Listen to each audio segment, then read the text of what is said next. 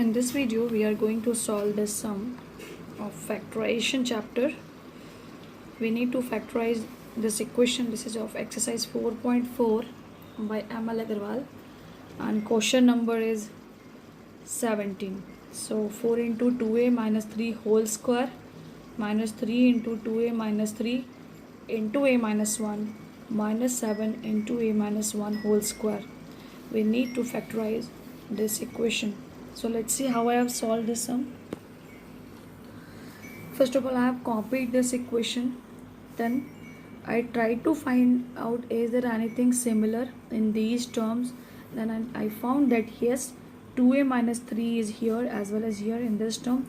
So in these two terms, 2a minus 3 is common multiple, and in middle term and in last term, a minus 1 is common term. Both are multiple. At both the places, a minus 1 is multiple. So I have decided to take, instead of writing 2a minus 3, I will choose any other variable, and in place of a minus 1 I will write a single variable. That's why I assume that 2a minus 3 equals to x, a minus 1 equals to y. I'm going to replace this by x and this one by y. Now see the equation. So when we assume these variables, now our equation is in this form: 4x square minus 3 into x into y and minus 7 into y square. Okay, square was also there. Okay, now what? Now I'm going to midterm split method I'm going to use here. For that, what I have to do, I have to split this number into two numbers. First of all, I have multiplied both the numbers. First term, whatever is the multiple constant number, that is 4, and here also whatever is multiplied with the variable, here the multiple of y square is minus 7, and here multiple of x square is 4. So 4 into minus 7 is minus 28. So I have written here that we need two numbers. When we are going to multiply those two numbers, it should be equals to minus 28. Means product, we have to split this number into two numbers whose product is equals to minus 28, and the sum or difference is equals to minus 3. So I got this clue that the same number we can use, that 4 and minus 7.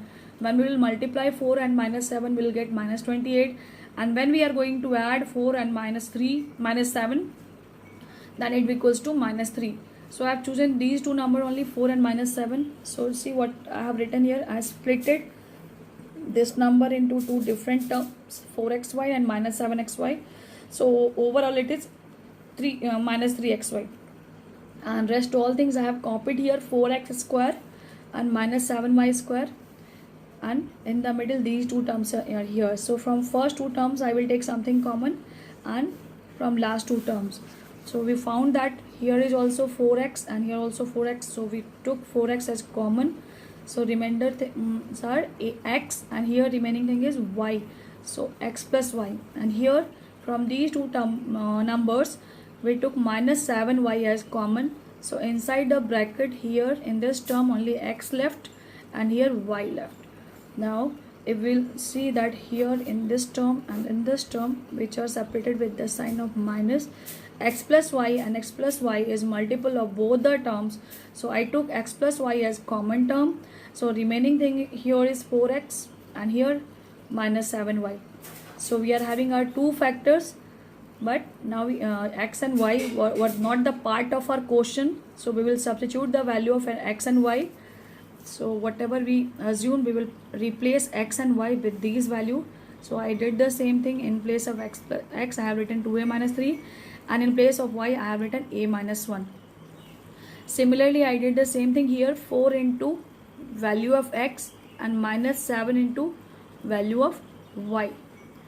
Now we can see that little bit calculation left. So I did that thing also. 2a plus a is 3a, because both are similar terms, and minus 3 and minus 1 is minus 4. First bracket work is over. Now see the second bracket.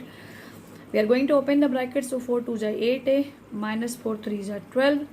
Now minus 7 into a is minus 7a, and minus into minus 1 is plus 7. Now 8a and minus 7a is a, minus 12 plus 7 is minus 5.